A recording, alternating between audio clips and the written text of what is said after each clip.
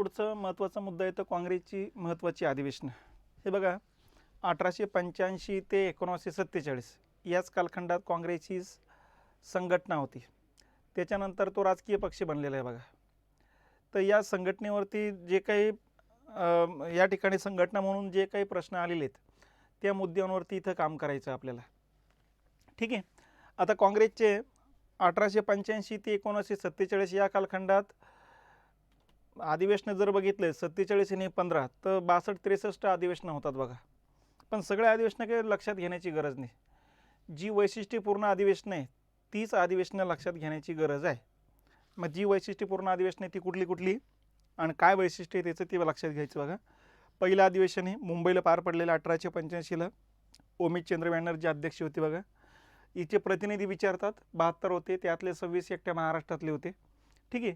आणि दुसरं महत्त्वाचं वैशिष्ट्य म्हणजे या अधिवेशनाचे जे अध्यक्ष होते ओमितचंद्र बॅनर्जी हे प्रथम ख्रिस्ती अध्यक्ष होते बघा. ठीक आहे. तर हे या अधिवेशनाचं वैशिष्ट्य आहे. कारण हे मूळची हिंदू धर्मीय जरी असले तरी या ठिकाणी त्यांनी धर्मांतर केलेलं आहे बघा. दुसरं अधिवेशन येतं 1886चं कोलकात्याला झालेले. दादाभाई नौरोजी अध्यक्ष होते याचे. आणि याचे दोन वैशिष्ट्ये. दादाभाई नौरोजी पारशी समाजाचे होते म्हणून प्रथम पारशी अध्यक्ष म्हणून आपण. आणि याच अधिवेशनामध्ये न्यायमूर्ती रानडे यांनी सामाजिक आणि धार्मिक सुधारणा चळवळीचा ठराव मांडलेला आहे जो बहुमतानं संमत झाला. म्हणजेच काँग्रेसमध्ये सामाजिक आणि धार्मिक विचारावरती सुद्धा प्रश्नावर सुद्धा विचार व्हावा. पण याच्यातून आणखीन वाद निर्माण झाले की काँग्रेसचं जे कार्य राजकीय कार्य परत सामाजिक धार्मिक क्षेत्रात जर आपण गेलो तर मग राजकीय कार्य मागं पडेल. म्हणून असं ठरलं की ज्या शहरामध्ये काँग्रेसचं अधिवेशन होईल त्या शहरामध्ये काँग्रेसच्या अधिवेशनाच्या बाजूला दुसरा एक तंबू ठोकायचा आणि त्या तंबूमध्ये फक्त सामाजिक आणि धार्मिक विषयावर चर्चा करायची आणि काँग्रेसच्या या ठिकाणी व्यासपीठावर फक्त राजकीय विषयावरती चर्चा करायची. तिसरं अधिवेशन येतं 1887चं मद्रासला झालेले. बद्रुद्दीन तय्यबजी याचे अध्यक्ष होते बघा. तर हे प्रथम मुस्लिम अध्यक्ष काँग्रेसचे. त्याच्यानंतर 1888 अलाहाबादचं अधिवेशन झालेले. जॉर्ज यूल याचे अध्यक्ष होते.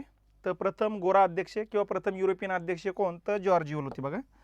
काँग्रेसच्या अधिवेशनाचे 4 ते 5 वेळेस अध्यक्ष युरोपियन व्यक्ती राहिलेले. त्यातले पहिले जॉर्ज यूल होते, नंतर वेडनबर्ग होते, नंतर अल्फ्रेड वेब होते, नंतर हेनरी कॉटन होते. ठीक आहे. तर असे 4 व्यक्ती राहिलेले होते बघा अध्यक्ष. त्यातले पहिले जॉर्ज यूल आहेत. पुढचं 1891चं नागपूरचं अधिवेशन पी आनंद चार्लो हे अध्यक्ष होते बघा. आणि याचं वैशिष्ट्य म्हणजे प्रथम हिंदू अध्यक्ष. म्हणजे काँग्रेसची स्थापना झाली 1885ला तर पहिला हिंदू अध्यक्ष येण्याकरता 1891चा कालखंड यावा लागला बघा. म्हणजे इंग्रज सरकार जी आरोप करत होते काँग्रेसची हिंदूंची संघटना आहे, उच्चवर्णीयांची संघटना आहे, शहरी भागातली संघटना आहे, मध्यम वर्गाची संघटना आहे, वेगवेगळे आरोप या ठिकाणी इंग्रज सरकार काँग्रेसवरती करत होते जेणेकरून काँग्रेसचं वर्चस्व वाढणार नाही हा त्या पाठीमागचा उद्देश होता बघा. पण प्रत्येक आरोपाला काँग्रेस उत्तर द्यायची. यामध्ये ज्यावेळेस त्यांना सांगण्यात आलं होतं की हिंदूंची संघटना आहे त्यावेळेस त्यांनी उत्तर देताना सांगितलं हिंदूंची संघटना असते तर हिंदू अध्यक्ष निवडण्याकरता इतका वेळ वाट बघण्याची गरज नव्हती.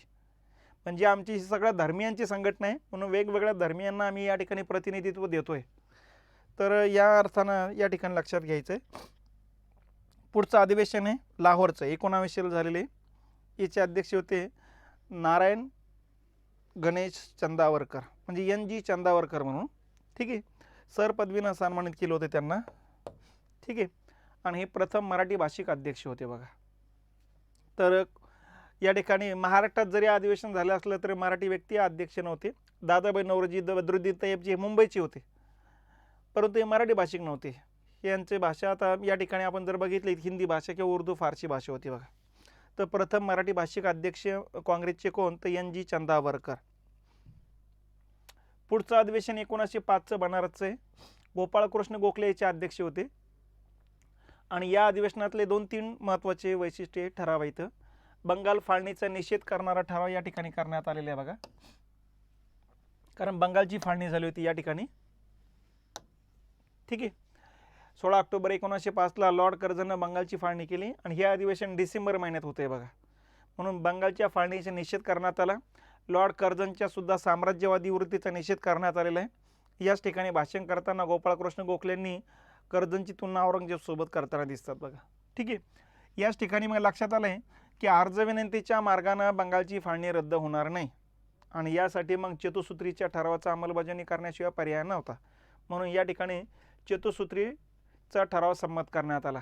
म्हणजे इथून पुढं स्वदेशी, स्वराज्य, राष्ट्रीय शिक्षण आणि बहिष्कार या मार्गाचा अवलंब करण्यात येईल असं ठरवण्यात आलेलं आहे बघा. आणि याच अधिवेशनामध्ये वसाहतीचे स्वराज्य भारतासाठी असावे अशी मागणी करण्यात आली. ठराव काही संमत नव्हते, मागणी करण्यात आलेली आहे बघा. ठीक आहे. पुढचं अधिवेशन 1906चं कोलकात्याला झालेले, ज्याचे अध्यक्ष दादाभाई नौरोजी होते. ठीक आहे. आणि या अधिवेशनाचं वैशिष्ट्य म्हणजे स्वराज्याचा ठराव संमत करण्यात आला होता बघा. मग आता हा स्वराज्याचा ठराव संमत का करावा लागला हे बघा. वंगभंग चळवळ सुरू झाली होती. बंगालमधल्या लोकांना पाठिंबा देण्याकरता हे अधिवेशन कोलकात्याला घेण्यात आलं होतं बघा. आणि लालबाल पाल यांच्या विचाराचा पगडा पडलेला होता. म्हणून मग लालबाल पाल हेच सांगत होते की लहान लहान मागण्या करण्याच्या ऐवजी स्वराज्याची मागणी केली गेली पाहिजेत. आणि म्हणून त्यांनी स्वराज्याची मागणीचा ठराव मांडला, जो बहुमतानं संमत होताना दिसतो बघा. परंतु या ठिकाणी इंग्रज सरकार खवळलेलं इंग्रज सरकारनं सांगितलं, अशा प्रकारचे आक्रमक ठराव जर आणले तर आम्ही काँग्रेसवर बंदी घालून टाकू म्हणून. आणि याच्याऐवजी वेगळे ठराव केले तर तुम्हाला आम्ही पुढं तुमच्या मागण्या मंजूर करून एखादा वेगळा आणखीन कायदा देऊ. आणि यातूनच मग मवाळ नेते घाबरले गेले. गोपाळकृष्ण गोखले यांनी सांगितलं की काँग्रेसला वाचवलं पाहिजेत, अशा प्रकारचे आक्रमक ठराव परत करायचे नाही. पण लालबाल पाल यांनी सांगितलं इंग्रज सरकारला आताशी या ठरावामुळे चुनचुन झालेले आहेत, त्यामुळे साहजिक यांना वटणीवर आणायचं असेल तर असे का आक्रमक ठराव आपण परत केले पाहिजेत. म्हणून पुढच्या वेळेससुद्धा परत आपण स्वराज्याचा आक्रमक ठराव मांडू. पण मावळ्याने सांगितलं की नाही, काँग्रेसला अशा प्रकारे ठराव मांडणं परवडणार नाही, कारण काँग्रेसवरतीच बंदी येऊ शकते. आणि काँग्रेसवर बंदी आणली तर मग जनजागृती होणार नाही आणि काहीच होणार नाही. म्हणून काँग्रेसला वाचवण्याकरता अशा ठरावापासून दूर ठेवण्यातच भलाई. म्हणून पुढचं अधिवेशन जे होणार होतं 7चं, हे नागपूरला होणार होते खरं पाहिलं तर. परंतु या ठिकाणी मावळ्यांच्या लक्षात आलं होतं की नागपूरला जर अधिवेशन ठेवलं तर लोकमान्य टिळक निवडून येतील आणि लोकमान्य टिळक स्वराज्याचा परत ठराव करतील आणि त्यामुळे काँग्रेसवरती बंदी येऊ शकते. म्हणून काँग्रेस वर्किंग कमिटीने हे अधिवेशन नागपूरच्या ऐवजी सुरतला घेतलं. कारण 1905ला काँग्रेसची एक राज्यघटना तयार झाली होती.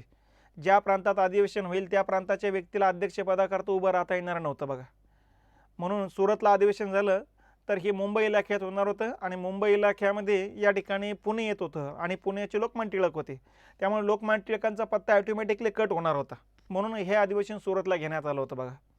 दुसरा उद्देश होता की सुरत हे फिरोजशाह मेहतांचं गाव होतं.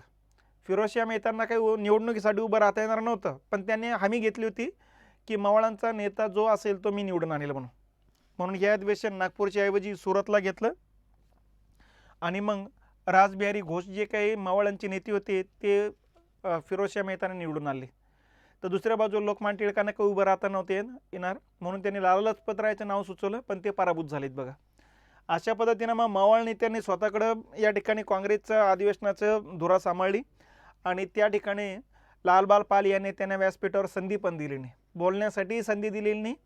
त्यामुळे साहजिकच यांच्यामध्ये चुळबुळ सुरू झाली. शेवटच्या दिवशी यांनी थोडा राडा घालण्याचा प्रयत्न केला. यातून मावळांनी त्यांची हकालपट्टी करून टाकली बघा, 6 वर्षाकरता निलंबित करून टाकलं. तर यालाच म्हणायचं काँग्रेसमधली पहिली फूट. तर सुरतला फूट पडलेली म्हणून सुरत फूट म्हणतात, काँग्रेसमध्ये फूट पडली म्हणून काँग्रेस फूट म्हणतात. तर हे या अधिवेशनाचं वैशिष्ट्य आहे बघा. जहाल आणि मवाळ असे 2 गट क्लिअर कट झालेत. लालबाल पाल यांची 6 वर्ष हकालपट्टी काँग्रेसमधून करण्यात आलेली आहे. पुढचं अधिवेशन 16ला भरतं आहे बघा. ठीक आहे. लखनौला झालेले अंबिका चरण मुजुमदार या अधिवेशनाचे अध्यक्ष होते. या अधिवेशनाची 2 वैशिष्ट्ये. एक म्हणजे जहाल आणि मवाळ जे गट वेगवेगळे झाले होते आता ते एकत्र आणण्यात यशस्वी झालेले आहेत बघा. लोकमान्य टिळकांनी हे दोन्ही गटांना एकत्र आणण्याचं काम केलेले. त्याचं कारण म्हणजे 1915ला काँग्रेसचे जे प्रमुख नेते होते फिरोजशाह मेहता आणि गोपाळकृष्ण गोखले या दोघांचाही मृत्यू होतो. त्यानंतर मवाळांनीच मग काँग्रेसकडं या ठिकाणी लोकमान्य टिळकांकडं नेतृत्व देऊन टाकलेले आणि लोकमान्य टिळकांनी मग जहाल आणि मवाळ दोन्ही गटांना एकत्र आणण्यासाठी या अधिवेशनात प्रयत्न केले होते बघा. ठीक आहे. तर हे दोन्ही गट एकत्र येताना दिसत आहे. दुसरं वैशिष्ट्य म्हणजे याच अधिवेशनामध्ये या ठिकाणी होम रूल चळवळीला मुस्लिम लीगचा पाठिंबा घेण्याकरता काँग्रेससोबत त्यांचं एक युती घडवून आणण्याचा प्रयत्न झालेला आहे. यातून मुस्लिम लीग आणि काँग्रेसमध्ये एक करार झाला. हा करार लखनौ शहरात झालेला असल्यामुळं त्यालाच नाव पडतं लखनौ करार. या करारामध्ये तरतुदी काय काय होत्या 1909चा मॉर्लेमिंटो कायद्यानं मुस्लिमांना दिलेले स्वतंत्र मतदारसंघ काँग्रेसने मान्य केले होते. त्याच्यानंतर स्वतंत्र मतदारसंघाव्यतिरिक्त मुस्लिम लीगला या ठिकाणी मुस्लिमांसाठी राखीव मतदारसंघाची मागणी केली होती, ती पण काँग्रेसने मंजूर केली होती बघा. केंद्रीय मंडळामध्ये जेवढ्या जागा असतील त्यातल्या 1/9 जागा मुस्लिमांसाठी राखीव ठेवण्याची तरतूद करण्यात आली. त्याच्यानंतर वेगवेगळ्या प्रांतामध्ये या ठिकाणी मुस्लिमांसाठी राखीव जागा ठेवण्यात आल्या. जसं पंजाबमध्ये 50% राखीव जागा ठेवण्याची तरतूद होती, बंगालमध्ये 40% राखीव जागा ठेवण्याची तरतूद होती, मुंबई प्रांतात 33%, त्याच्यानंतर बिहारमध्ये 30%, त्याच्यानंतर उत्तर प्रदेशमध्ये या ठिकाणी 25%, मध्य प्रांत आणि मद्रासमध्ये 15%. तर अशा पद्धतीनं या ठिकाणची तरतूद होती बघा. त्याच्यानंतर विधिमंडळामध्ये, मग केंद्रीय असू दे किंवा प्रांतीय असू दे, विधिमंडळामध्ये मुस्लिमांबाबत एखादं विधेयक येत असेल तर त्या विधेयकाला फक्त मुस्लिम सदस्यांच्या 3/4 सदस्यांची मंजुरी असेल तरच ते लागू करावे, नसता ते लागू करू नये, ही एक तरतूद या ठिकाणी करारामध्ये तरतूद होती बघा. तर अशा प्रकारचा लखनौ करार होता आणि म्हणून बरेच सदस्य मानतात की लखनौ करारच पाकिस्तानच्या निर्मितीसाठी कारणीभूत ठरतो आणि म्हणून त्या कराराचे समर्थक म्हणजेच लोकमान्य टिळक हे कारणीभूत ठरतात बघा. तर अशा पद्धतीनं हे अधिवेशन एक वैशिष्ट्यपूर्ण लक्षात घ्यायचं. पुढचं येतं 1917चं कोलकाताचं अधिवेशन. ॲनी बेझंट अध्यक्ष होते बघा. तर इथले 2 वैशिष्ट्ये, ॲनी बेझंट या पहिल्या महिला होत्या, म्हणून काँग्रेसच्या पहिल्या महिला अध्यक्षा कोण तर ॲनी बेझंट. कारण 16-17च्या कालखंडात ॲनी बेझंटनं जे काही होम रूल आंदोलन सुरू केलं, या होम रूल आंदोलनामुळं ॲनी बेझंट भारतभरातल्या लोकांना माहिती झाल्या होत्या, म्हणून त्यांना अध्यक्षपदाचा मार्ग त्यांचा खुला होऊन गेला होता. आणि दुसरं वैशिष्ट्य म्हणजे याच अधिवेशनामध्ये अस्पृश्यता निवारण ठराव संमत करण्यात आला आहे. ठीक आहे. आता या ठिकाणी जो काही ठराव संमत झालेला आहे, हा ठराव जो मांडला तो महाराष्ट्रातल्या वीरा शिंदे यांनी मांडला होता, विठ्ठल रामजी शिंदे. अस्पृश्यता निर्मूलन करण्याकरता सुद्धा काहीतरी कामं हातात घ्या, तर तो ठराव या ठिकाणी संमत होताना दिसतोय. तर हे एक वैशिष्ट्य या अधिवेशनाचे. पुढचं अधिवेशन येतं कोलकात्याला झालेले विशेष अधिवेशन आहे बघा. रेग्युलर नाही, रेग्युलर डिसेंबर टू डिसेंबर होतं असतं बघा. आणि डिसेंबर महिन्यात सोडून जर बाकीच्या कालखंडात अधिवेशन होत असेल तर समजून घ्यायचं ते विशेष अधिवेशन आहे. ठीक आहे. तर हे विशेष अधिवेशन लाला लजपत रायच्या नेतृत्वाखाली बोलवण्यात आलं होतं. आणि कशासाठी बोलवण्यात आलं होतं तर महात्मा गांधीजींना असहकार चळवळ सुरू करायची होती. यासाठी संमती घेण्याकरता या ठिकाणी हे अधिवेशन बोलवण्यात आलं आहे. जहालांचं या ठरावाला विरोध होता, पण ज्यावेळेस बहुमत घेतलं त्यावेळेस बहुमतानं हा ठराव संमत झाला. त्यामुळे जहाल नेत्यांनी सुद्धा या चळवळीला पाठिंबा देताना दिसतात बघा. तर असहकार चळवळीचा ठराव संमत हे या अधिवेशनाचं वैशिष्ट्य आहे. पुढचं अधिवेशन येतं 1920चं रेग्युलर अधिवेशन आहे, नागपूरला झालेले बघा. चक्रवर्ती वीर राघवाचार्य अध्यक्ष होते जे. आणि या ठिकाणी असहकार चळवळीला तर अंतिम मंजुरी देण्याचं ठराव संमत होताना दिसतो बघा. ठीक आहे. पुढचं अधिवेशन येते 1922चं गया, बौद्ध गया म्हणून आपण, बिहारमधलं शहर आहे बघा. या ठिकाणी CR दास अध्यक्ष असलेलं अधिवेशन येते. त्या ठिकाणी त्यांनी वेगळा पक्ष स्थापन करण्यासाठी स्वराज्य पक्षाचा ठराव मांडला होता, पण हा बहुमतानं संमत झाला नाही.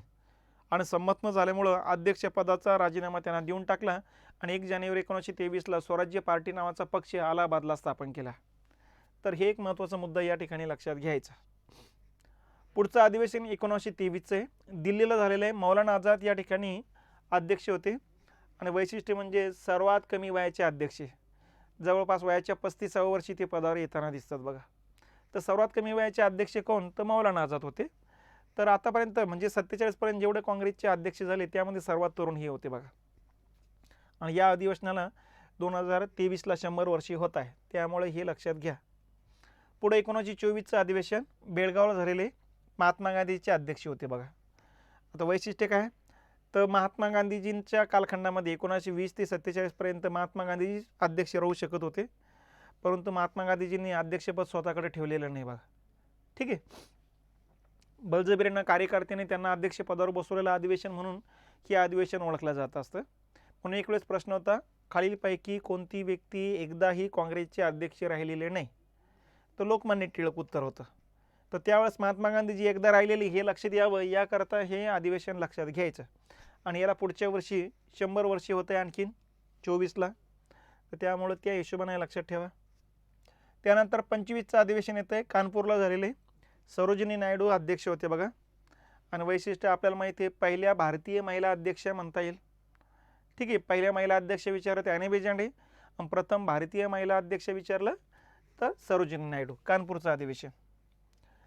त्याच्यानंतरचं लाहोरचं अधिवेशन येतं 1929चं, ज्याचे अध्यक्ष पंडित जवाहरलाल नेहरू होते बघा. या अधिवेशनाचं वैशिष्ट्य काय? संपूर्ण स्वराज्याचा ठराव या ठिकाणी संमत होतो. ठीक आहे. आता संपूर्ण स्वराज्य ठराव संमत होण्याच्या पाठीमागच्या घटना समजून घेतल्या पाहिजे. 1919ला मॉन्टेग्यू चेम्सफोर्ड कायदा होतोय आणि या मॉन्टेग्यू चेम्सफोर्ड कायद्यामध्ये अनेक तरतुदी आहे. त्यातली एक शेवटची तरतूद ही पण होती की हा कायदा कायमस्वरूपी टिकणार नाही, यात काळानुसार बदल करावे लागेल. काही तरतुदी रद्द कराव्या लागतील काळानुसार, काही तरतुदीत बदल करावा लागेल, काही तरतुदी नव्याने टाकावं लागेल. आणि म्हणून या कायद्याची दर 10 वर्षांनी समीक्षा केली जावी आणि हे जे काही बदल आहे दर 10 वर्षांनी करावेत. म्हणून 1919च्या कायद्याला 1929ला 10 वर्षे पूर्ण होत होती बघा. म्हणून त्याची समीक्षा करण्याकरता सर जॉन एल्सब्रुक सायमनच्या अध्यक्षतेखाली एक कमिटी स्थापन करण्यात आली होती, ज्या कमिटीमध्ये एकही भारतीय सदस्य नव्हता. म्हणून काँग्रेसनं विरोध केला आणि काँग्रेसने विरोध करू नये याकरता भारतीय इंग्रजांनी या ठिकाणी बर्कनहेड जो होता भारत मंत्री, त्यांनी या ठिकाणी काँग्रेसला आव्हान दिलं की सर्व जाती धर्मांना मान्य होईल अशा प्रकारचा प्रस्ताव तयार करा, नंतर सायमन कमिशनला विरोध करा. आणि यातून मग काँग्रेसनं भारतातल्या सर्व 29 राजकीय पक्षांचं या ठिकाणी बैठक बोलवली आणि राज्यघटनेचा मसुदा तयार करण्याचं आव्हान स्वीकारलं. आणि यातून मग पंडित मोतीलाल नेहरूंच्या अध्यक्षतेखाली या ठिकाणी त्या सर्वपक्षीय समितीनं राज्यघटनेचा मसुदा तयार केला. त्या मसुद्यालाच नाव पडलं नेहरू रिपोर्ट. आणि या नेहरू रिपोर्टमध्ये ज्या अनेक तरतुदी होत्या त्यातली पहिली तरतूद हीच होती की 1 वर्षाच्या आत स्वराज्य द्या, नसता संपूर्ण स्वराज्याची मागणी राहील. आणि हा मसुदा मांडला होता ऑगस्ट 1928ला, ज्याला ऑगस्ट 1929मध्ये या ठिकाणी 1 वर्ष कंप्लीट झालं. आणि ऑगस्ट 1929पर्यंत इंग्रज सरकारनं काही स्वराज्य दिलंच नाही. आणि तिथून पुढं मग जे काँग्रेसचं अधिवेशन झालं ते लाहोरला झालेलं 1929चं डिसेंबर महिन्यामध्ये. आणि या ठिकाणी मग संपूर्ण स्वराज्याचा ठराव संमत करण्यात आला. सांगितलं इथून पुढं आपली मागणी ही संपूर्ण स्वराज्याची राहील. म्हणून इथं संपूर्ण स्वराज्याचा ठराव संमत झाला आणि भारतीय लोकांच्या मनात स्वातंत्र्याची कल्पना तयार व्हावी. संपूर्ण स्वराज्य म्हणजे स्वातंत्र्य. स्वातंत्र्याची कल्पना निर्मितीसाठी 26 जानेवारी 1930 हा दिवस प्रथम स्वातंत्र्य दिन म्हणून साजरा करण्यात आला. तर हे एक वैशिष्ट्य आहे या अधिवेशनाचे. पुढचं अधिवेशन आहे 1931चं कराचीला झालेले, ज्याचे अध्यक्ष सरदार पटेल होते बघा. ठीक आहे. आणि या अधिवेशनाचं वैशिष्ट्य 2 आहे. एक आहे मूलभूत हक्काचा ठराव संमत करण्यात आलेले आणि दुसरं गांधी आयर्विंग कराराला संमती देण्यात आली. आता पहिला जो मुद्दा आहे मूलभूत हक्काचा ठराव, हा मूलभूत हक्काचा ठराव 1928ला सुद्धा मांडला गेला होता. या ठिकाणी 19 प्रकारचे मूलभूत अधिकार भारतीयांना असावेत अशा प्रकारची मागणी करण्यात आलेली आहे बघा. पण त्याच काँग्रेसनं स्वातंत्र्यानंतर फक्त 7च मूलभूत हक्क काँग्रेसला आपलं भारतीयांना दिले, हेही लक्षात घेतलं पाहिजेत. त्यातला जो संपत्तीचा जो काही मूलभूत अधिकार होता तो 44व्या घटनादुरुस्तीनुसार 1978ला तोही काढून घेतला, म्हणजे 6च राहिलेत बघा. ठीक आहे. तर हा पहिला ठराव आहे.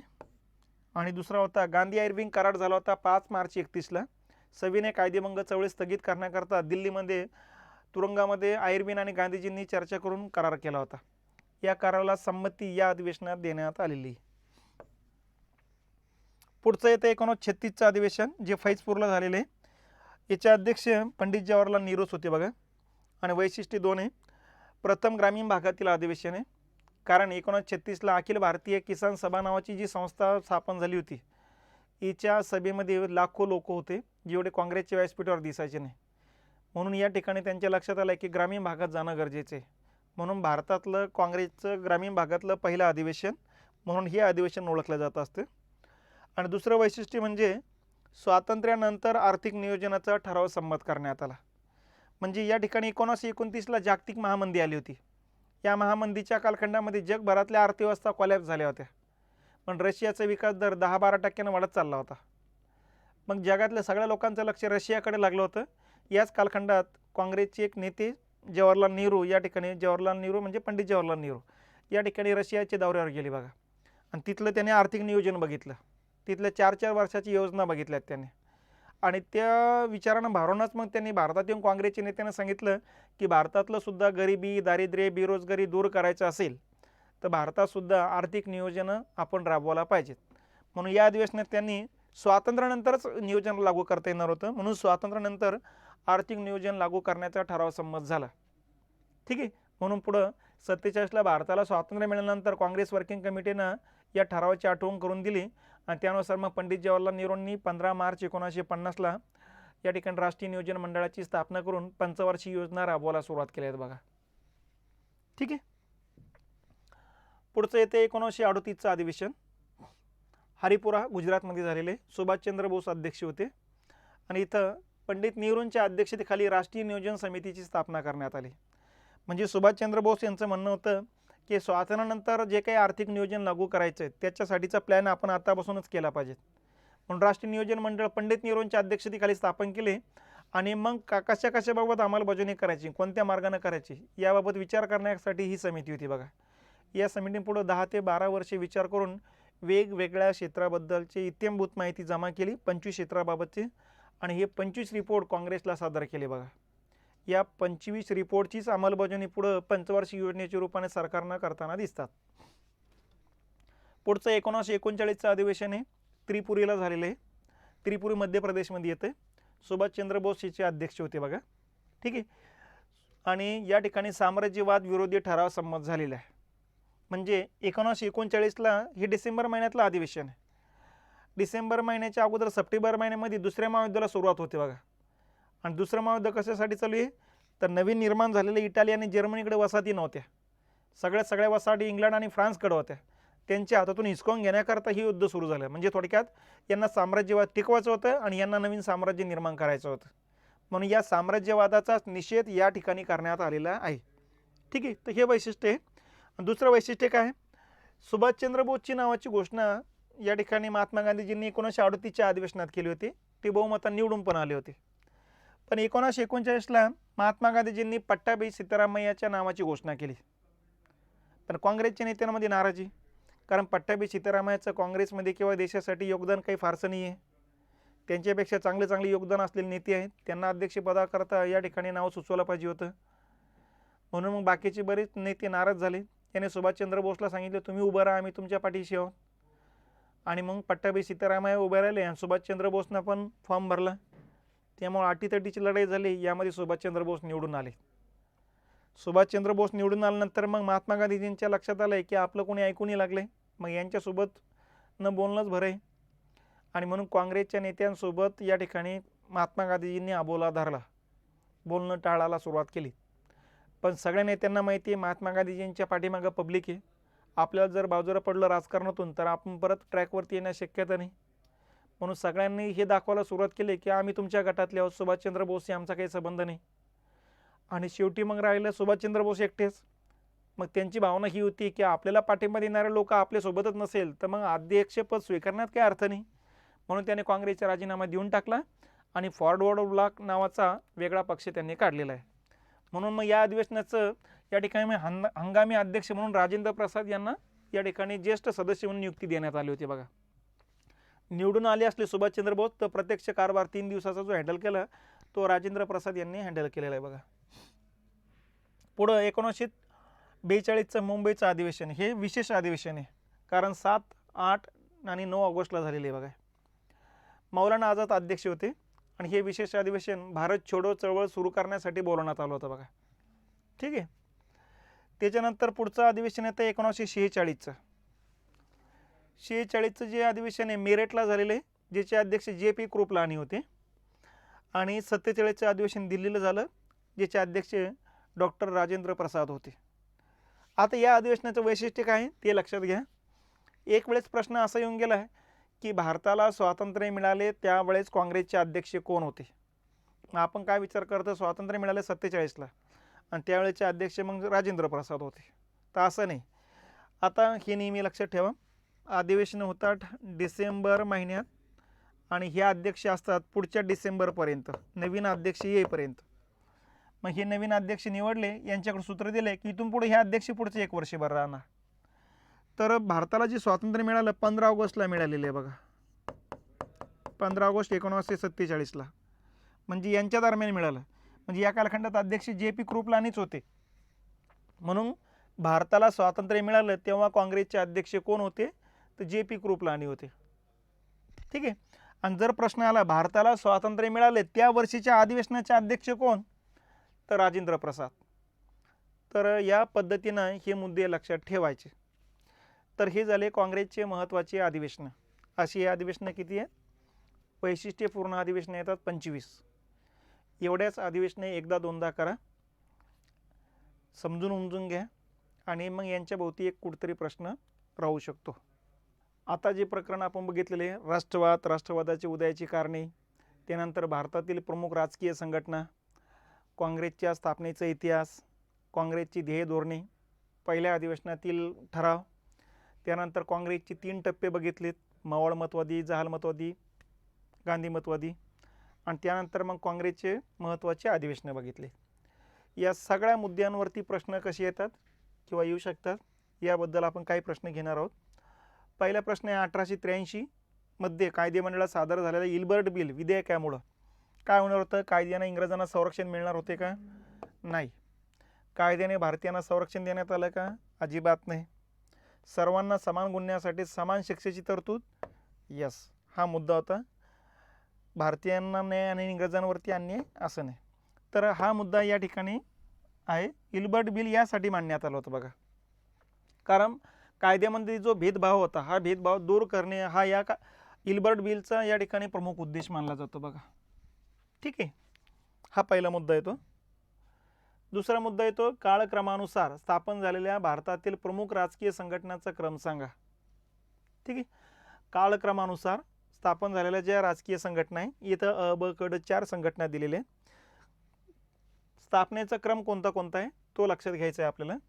ठीक आहे, आता यासाठी इथं लक्षात घ्यायचं की लँड होल्डर्स असोसिएशनची स्थापना 1838, ईस्ट इंडिया असोसिएशनची स्थापना 1866, ठीक आहे, सार्वजनिक सभेची स्थापना 1870, आणि बॉम्बे असोसिएशनची स्थापना 1852. ही जर तुम्हाला लक्षात आलं आहे नंतर मग काळक्रम जोडणं सोपं जातं बघा. मग यावरून लक्षात येईल अ 1 नंबरला आलं पाहिजेत. अ कुठं कुठं आहे, इथं आणि इथं आहे, म्हणजे हे 2 पर्याय कटलेत. ठीक आहे, त्याच्यानंतर अ नंतर यायला पाहिजेत ड, अ नंतर ब आलं इथं, अ नंतर ड आहे, झालं उत्तर क्लिअर. ठीक आहे, नंतर यायला पाहिजेत या ठिकाणी ब आणि नंतर यायला पाहिजेत क. ठीक आहे, 2 वरूनच उत्तर येऊन जातं, बाकीचे मुद्दे या ठिकाणी कामाला येत नाही. तर हा दुसरा प्रश्न आहे आणि त्या पद्धतीचं उत्तर आहे. तिसरा प्रश्न आहे काँग्रेस पक्ष स्थापने अगोदर ॲलन हुम यांनी कोणती संघटना स्थापन केली होती. मग आपण बघितलेलं आहे की 1884ला कोलकाता विद्यापीठातील विद्यार्थ्यांसमोर भाषण करून त्या विद्यार्थ्यांना संघटित करून जी संघटना काढली ती इंडियन नॅशनल युनियन आहे. ठीक आहे, ही संघटना काढली होती बघा 84ला. आणि या संघटनेच्या युवकांना सांगितलं होतं भारतीयांच्या समस्या कळवा. पण या सगळ्या युवकांनी बंगाल प्रांतातल्या समस्या कळवल्या होत्या, कारण युवक वर्गच बंगालमधला होता. आणि म्हणून मग त्यांनी काँग्रेस नावाची संघटना स्थापन करण्याकरता पुढाकार घेतला. वेगवेगळ्या प्रांतातला युवक वर्गाने एकत्रित केलं आणि काँग्रेसमध्ये मग ही संघटना पण विलीन करून टाकली. ठीक आहे, पुढचा मुद्दा येतो मवाळमतवादी कालखंडाविषयी योग्य विधानं सांगा. प्रमुख मागण्या कोणत्या होत्या मवाळमतवादी कालखंडातल्या, आर्थिक आणि प्रशासकीय. ठीक आहे, मागण्या मंजुरीचा मार्ग चतुसूत्री नाही, अर्ज विनंतीचा मार्ग पाहिजे होता, चतुसूत्रीचा नाही, त्यामुळं ही जो काही तरतूद आहे चतुसूत्रीचं नाही. त्यानंतर याचा कालखंड 1885 ते 1905 हे बरोबर आहे. या काळातील प्रमुख नेते दादाभाई नौरोजी, बॅनर्जी, गोखले, रानडे, मेहता हे बरोबर आहे. म्हणजे अ क ड हे उत्तर येतं. आणि ब काय येत नाही, कारण चतुसूत्रीच्या ऐवजी अर्ज विनंती पाहिजे होतं त्या ठिकाणी, मग आलं असतं ते. पाचवा मुद्दा गांधीवादी कालखंडात पुढील कोणत्या मार्गाचा अवलंब करण्यात आला. आता गांधीवादी कालखंड म्हणजे कुठला कालखंड, 1920 ते 47चा कालखंड आहे. कोणत्या मार्गाचा अवलंब करण्यात आला, तर सत्याग्रह मार्ग आहे. सत्याग्रहामध्ये काय काय येतं मग, उपोषण, ठीक आहे, सविनय कायदेभंग आणि हिजरत. हे सहकार नाही, असहकार पाहिजे होतं तिथं, त्यामुळं हे येत नाही. म्हणजे अ क ड हा मुद्दा येतो बघा लक्षात. तर थोडक्यात सत्याग्रह येतो आणि सत्याग्रह अंतर्गत मग या ठिकाणी आपण लक्षात घेतलं पाहिजे उपोषण येतं. हरताळ येतं, असहकार येतं, सविनय कायदेभंग येते आणि हिजरत देश त्याग करणे अरबी भाषेतला शब्द आहे, हा एक मुद्दा येतो बघा. तर ह्या मार्गाला एकत्रित म्हणायचं सत्याग्रह, सत्याचा आग्रह धरणारा मार्ग, सत्य आणि उपोषण आपलं अहिंसा यावरती हा आधारित आहे बघा. अयोग्य विधाने ओळखा, काँग्रेसचे अधिवेशन आणि अध्यक्ष. मग काँग्रेसचे प्रथम पारशी अध्यक्ष बद्रुद्दीन तय्यबजी आहे का? नाही. प्रथम हिंदू अध्यक्ष आनंद चार्लो ओके आहे. प्रथम भारतीय महिला अध्यक्ष ॲनी बेझंट आहेत का? नाही. प्रथम ख्रिस्ती अध्यक्ष जॉर्ज यूर? नाही. म्हणजे फक्त या ठिकाणी फक्त ब बरोबर आहे. पण आता इथं योग्य नाही विचारलं, अयोग्य कोणते कोणते येतं? अ क ड, अ क ड हा पर्याय.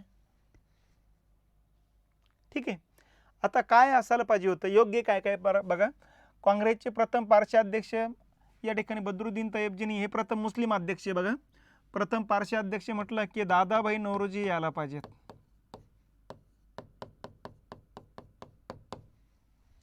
त्यानंतर प्रथम भारतीय महिला अध्यक्ष ॲनी बेझंट या पहिल्या महिला अध्यक्ष आहे, पण प्रथम भारतीय महिला अध्यक्ष म्हटलं की सरोजिनी नायडू यायला पाहिजेत. आणि प्रथम ख्रिस्ती अध्यक्ष, तर प्रथम ख्रिस्ती अध्यक्ष आपण बघितलेलं आहे की उमेशचंद्र बॅनर्जी यायला पाहिजेत.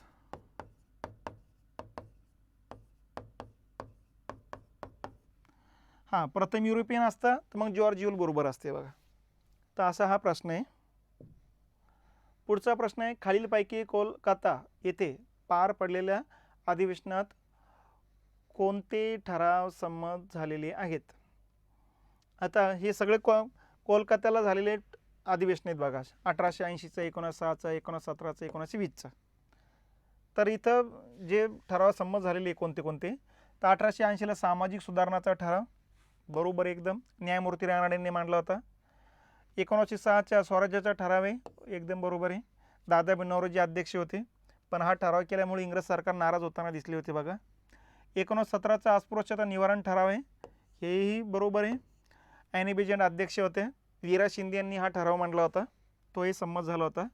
आणि 1920ला असहकार चळवळीचा ठराव, हेही बरोबर आहे. लाला लजपत रायच्या नेतृत्वाखाली सप्टेंबर महिन्यात हे अधिवेशन झालं होतं, हे विशेष अधिवेशन होतं बघा. तर हेही बरोबर येतात. थोडक्यात योग्य आहे की अयोग्य आहे, तर योग्य आहे. संमत झालेले ठराव आहे, वरील सर्व बरोबर आहे. ठीक आहे. पुढचा प्रश्न येतो, काँग्रेसचे 1916 मध्ये पार पडलेल्या अधिवेशनाच्या वैशिष्ट्यांबाबत योग्य विधानं सांगा. योग्य विधानं सांगायला सांगितलेली. येथे मुस्लिम लीग व काँग्रेसमध्ये करार होतो, बरोबर आहे.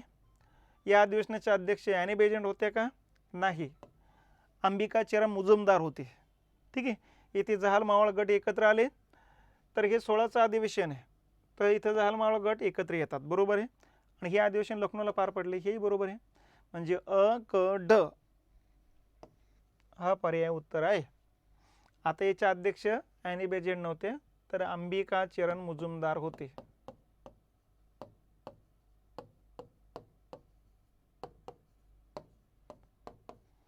ठीक आहे. 9वा प्रश्न आहे, भारताच्या स्वातंत्र्यावेळी कोणती व्यक्ती काँग्रेसच्या अध्यक्षपदी होते? मग आपण आत्ताच बघितलेला होता तो मुद्दा, आचार्य कृपलानी. स्वातंत्र्याच्या वेळेस काँग्रेसचे अध्यक्ष होते आचार्य कृपलानी, आणि स्वातंत्र्य मिळालं त्या वर्षीचे जे डिसेंबर महिन्यात अधिवेशन झाले त्याचे अध्यक्ष होते राजेंद्र प्रसाद. ठीक आहे, या पद्धतीने लक्षात घ्यायचं. त्यानंतरचा प्रश्न आहे, कोणत्या चळवळी दरम्यान भारतात जहाल मवाळ मतभेद विकोपाला गेले?